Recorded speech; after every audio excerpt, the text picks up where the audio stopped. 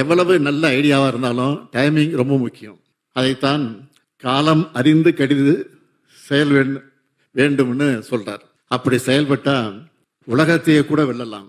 சரியான ஆளை போட்டா தான் எந்த வேலையும் சரியா நடக்கும் என்பதை இதனால் இவன் முடிக்கும் என்ற குரல்ல சொல்றாரு. இது எல்லாத்துக்கும் மேல நாம பண்ணுற செயல்லையும் அறம் வாய்மையை தவறுவிடக்கூடாதுன்னு திரும்ப திரும்ப சுட்டி காட்டுகிறார். இந்த வாழ்க்கை பாடங்களை நீங்க ஒவ்வொருத்தரும் எப்பவுமே மறக்காம இருக்கணும்.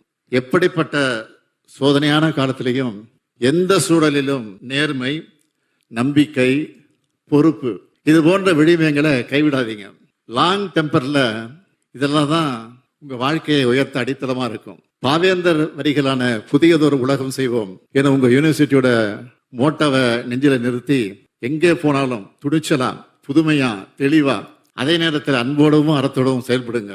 இன்னைக்கு நீங்க பட்டம் பெறுவது கல்விக்கான கற்றலுக்கு ஒரு முடிவு கிடையாது, இன்னும் கத்துக்கிறதுக்கான புது தொடக்கம் இது.